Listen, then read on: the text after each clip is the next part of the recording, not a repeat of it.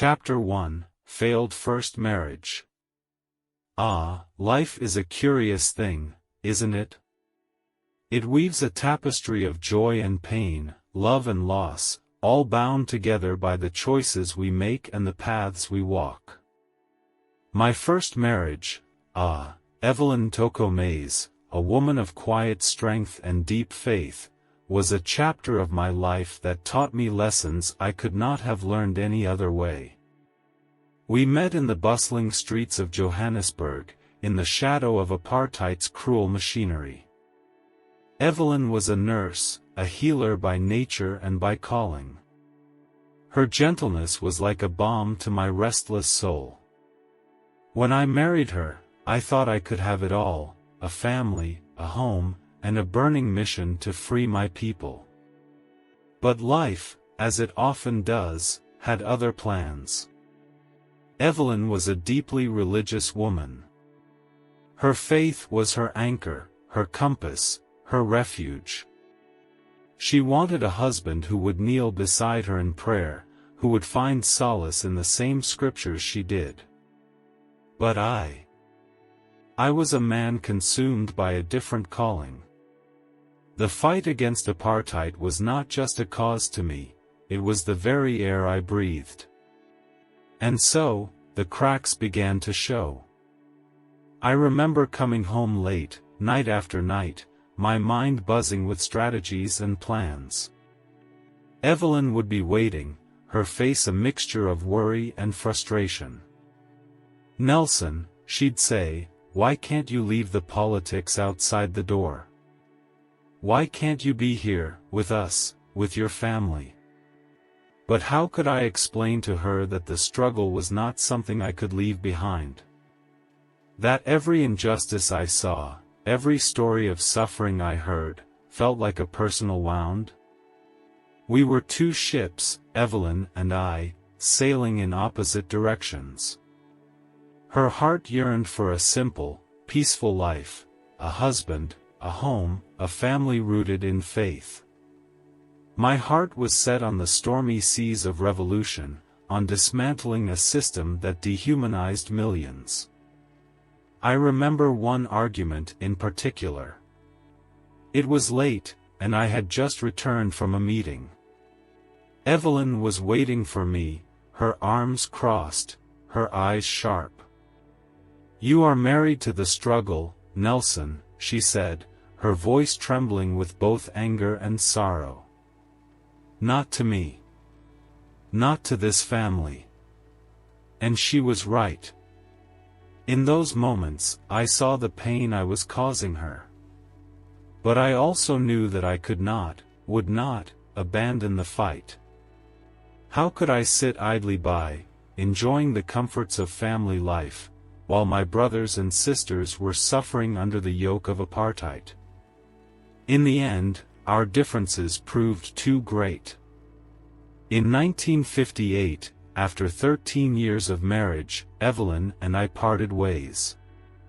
It was a painful decision, one that left scars on both our hearts. But I believe it was necessary. Evelyn deserved a life of peace and love, and I needed to walk the path I had chosen, no matter how lonely it might be. Looking back now, I see the echoes of that time in every decision I've made since. Evelyn taught me the cost of commitment, the weight of sacrifice. She reminded me that even the most righteous cause can leave wounds in its wake. So, to Evelyn, wherever she may be now, I say this: thank you. Thank you for your love, your patience, and your strength. You were a part of my journey, a part of the man I became. And for that, I will always be grateful. Life is a curious thing, isn't it? A tapestry of joy and pain, love and loss, all bound together. Chapter 2, Estranged Relationships with His Children. My children. My precious children. The very thought of them stirs an ache in my heart, a bittersweet symphony of love and regret. You see, I made a choice to stand against the tyranny of apartheid, to dedicate my life to the liberation of my people. But that choice came at a cost I carry with me to this day. When I think of my children, I see their faces as they were before my imprisonment, so full of life, curiosity, and innocence. Thembekile, my firstborn, was the apple of my eye. Thembi had a quiet strength about him, a confidence that belied his years. I imagined a future for him where he could walk freely in the land of his birth, unshackled by the chains of racism. But I was not there to guide him, to see him grow into the man he was meant to be. Prison is a cruel thief, robbing you not only of your freedom but also of the moments that make a life. Birthdays came and went, milestones passed uncelebrated. I was reduced to a name on a letter, a voice carried through prison walls. And even then, the letters were censored, the words I longed to say cut short by the hand of an unseen jailer. Thembi's death, Thembi's death was a blow I cannot describe. It was 1969, and I was still confined on Robben Island. The news came like a thunderclap, sudden and devastating. My boy, my firstborn, had died in a car accident. He was only 24. I remember standing there, holding the letter in my hands, the words blurring before my eyes. The pain was like a dagger to the heart, sharp and unrelenting. And yet, even in that moment of unbearable grief, the cruelty of the system did not relent. I begged for permission to attend his funeral. I wrote letters, pleaded with the authorities, appealed to their humanity. But humanity was in short supply in those days. My request was denied. Imagine, if you can, the torment of a father unable to bury his own son. To know that your child has been laid to rest, and you were not there to say goodbye. It is a wound that never truly heals. And my other children, how could they not feel the weight of my absence? I was a ghost in their lives, a figure they heard about but rarely saw. They grew up without their father, navigating a world that was cruel and unjust, with only fragments of my love to hold on to. When I was finally released, I found that time had not stood still. My children were grown, with lives and struggles of their own. Rebuilding those relationships was not easy. There were questions, resentments, silences that spoke louder than words. I do not blame them for their pain. How could I? I made a choice that I believed was for the greater good. But that choice left scars on those I loved the most. If I could speak to Thembi now, I would tell him how much I loved him, how proud I was of him, and how deeply I mourned his loss. To my other children, I would say, I am sorry. I am sorry for the years we lost, for the moments I missed, for the father I could not be. But I would also tell them this: I fought for a world where no parent would have to make the choices I made.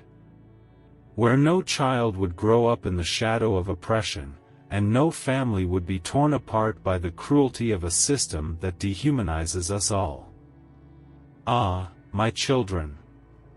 My precious children. You are the reason I fought, the reason I endured. And though the past cannot be undone, I carry you with me, always, in my heart. Chapter 3, Struggles in His Marriage to Winnie Mandela. Monologue, Nelson Mandela reflecting on his marriage to Winnie Mandela. Winnie. Winnie Madikizela Mandela. She was a force of nature, a woman of fierce determination and unyielding strength. When I met her, I was captivated, not just by her beauty, though she was radiant, but by her spirit. She was unafraid, unbroken, even in the face of the oppressive weight of apartheid. I thought to myself, here is someone who understands the fight, someone who will stand beside me in the storm. And stand beside me, she did. When I was imprisoned, it was Winnie who carried the torch. She became the voice of the voiceless, the face of the struggle. She endured harassment, imprisonment, and exile, yet she refused to be silenced.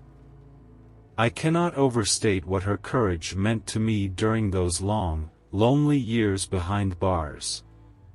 Knowing that she was out there, fighting not just for me but for our people, gave me strength when I thought I had none left.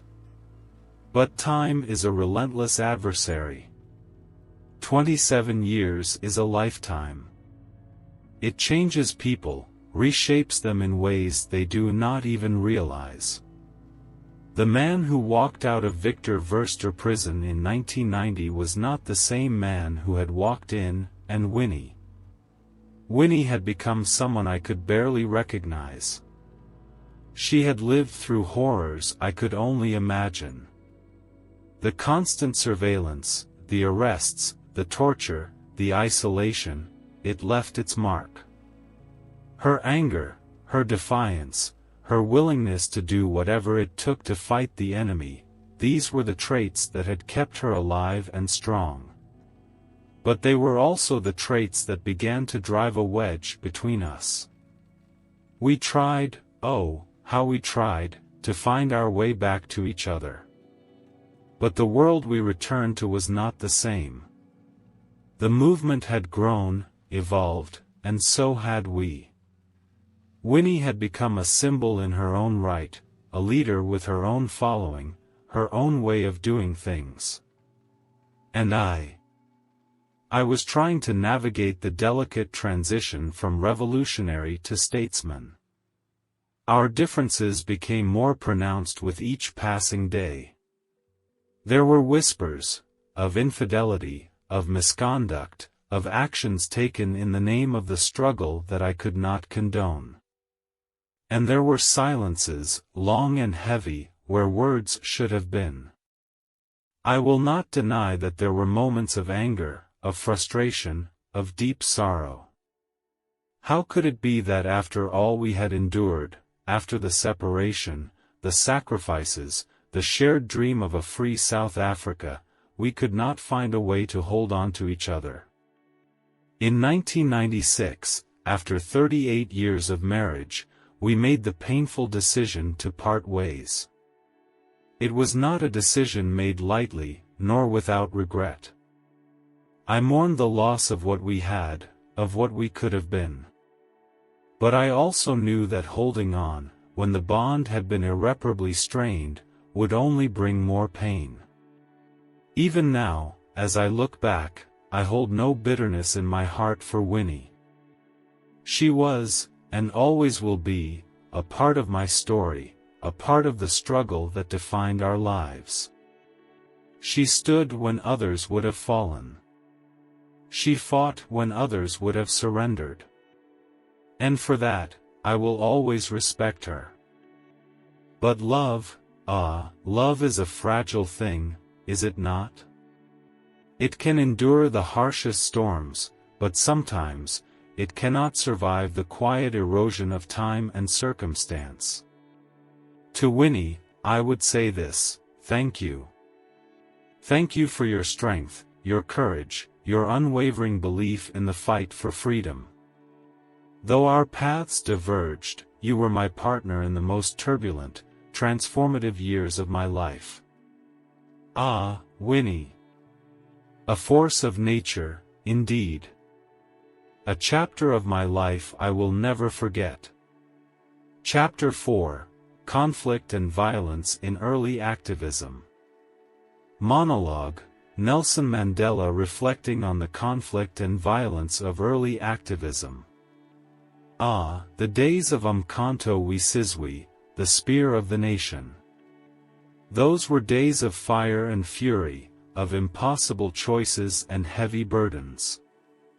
It was a time when the world seemed to demand answers from us that no one should ever have to give. I did not come to the path of armed resistance lightly. No, it was not in my nature to advocate for violence. I believed in dialogue, in peaceful protest, in the power of persuasion to win hearts and minds. But what does one do when the doors of negotiation are slammed shut, when every peaceful avenue is met with brutality and bloodshed? We marched. We protested. We called for justice. And in return, we were met with bullets, batons, and the unyielding machinery of apartheid. How many of my brothers and sisters had to fall before we realized that words alone would not break the chains that bound us? I remember the meeting where we made the decision to form Umkhonto we Sizwe. The room was heavy with tension, the air thick with unspoken fears. I looked around at my comrades, men and women who had sacrificed so much already, and I asked myself, can we do this? Can we take this step and still look ourselves in the mirror? The answer was not simple. But it was clear. We did not choose violence for its own sake. No, we chose sabotage, targeted, deliberate acts designed to cripple the machinery of oppression without taking lives.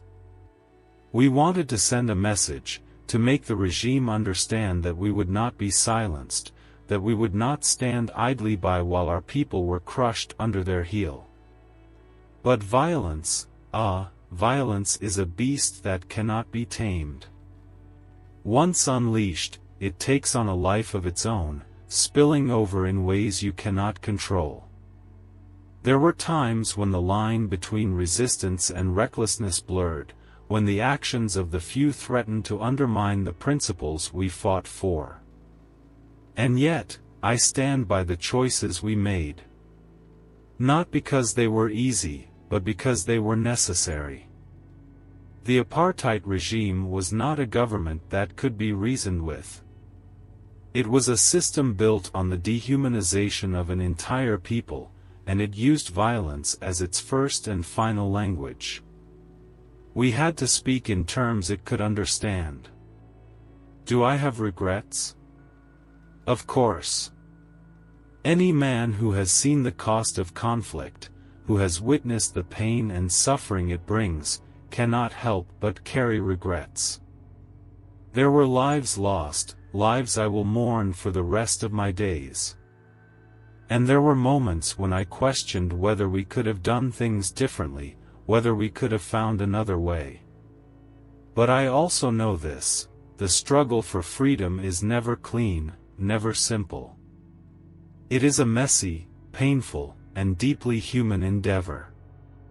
To those who criticize our methods, I would ask, what would you have done?